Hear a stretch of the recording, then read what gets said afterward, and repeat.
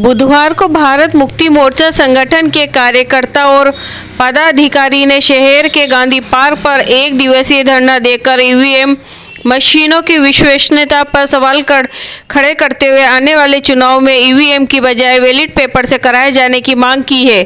भारत मुक्ति मोर्चा के पदाधिकारियों का आरोप है कि ईवीएम मशीन पूरी तरह से संदेह के घेरे में है। देश का प्रमुख विपक्षी दल कांग्रेस लगातार ईवीएम की बजाय बैलेट पेपर से चुनाव कराए जाने की मांग चुनाव आयोग से कर रहा है, लेकिन सत्ताधारी पार्टी के दबाव में चुनाव आयोग के अधिकारी मिलने तक का समय नहीं दे पा रहे हैं। मुक्ति दल संगठन के पदाधिकारी तर्क दे रहे हैं कि ईवीएम मशीन इलेक्ट्रॉनिक आइटम है, किसी भी इलेक्ट्रॉनिक आइटम में गड़बड़ी हो सकती है, इसलिए उनके द्वारा मांग की गई है कि आने वाले लोकसभा चुनाव को ईवीएम के बजाय बैलेट पेपर से कराया जाए। उन्होंने हाल ही में हुए मध्य प्रदेश के विधानसभा चुनाव को लेकर भी ईवीएम मशीन की कार्यप्रणाली पर सवाल खड़े किए हैं और कहा है कि बीजेपी को उनकी कल्पना से भी ज़्यादा सीटें आई हैं, जबकि बीजेपी के कई नेता कांग्रेस सरकार बनाने की बात चुनाव से पहले कह रहे थे।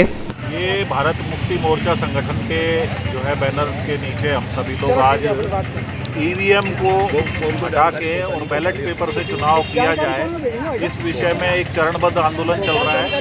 इसका दूसरा चरण जो है जिला मुख्यालयों पर धरने के रूप में है।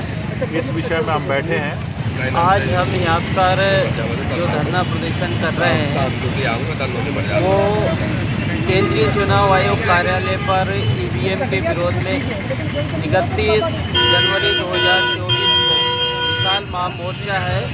उसके संदर्भ में भारत मुक्ति मोर्चा के राष्ट्रीय अध्यक्ष माननीय वामन मेश्राम साहब द्वारा चरणबद्ध आंदोलन घोषित किया गया है। उसके द्वितीय चरण का आंदोलन यहाँ पर है। ईवीएम से जो चुनाव करवाया जा रहा है वो ईवीएम पर जनता का विश्वास नहीं है और ये हम नहीं कह रहे हैं। ये 8 अक्टूबर 2013 का जो जजमेंट है सुप्रीम कोर्ट का कि ईवीएम से मुक्त, निष्पक्ष और पारदर्शी चुनाव नहीं हो सकता है, तो जब सुप्रीम कोर्ट इस बात को कह रहा है कि ईवीएम से मुक्त, निष्पक्ष, पारदर्शी चुनाव नहीं हो सकता है और ईवीएम के संदर्भ में कई तरह के जो वोटों की चोरी होती है उसके भी सबूत उपलब्ध है।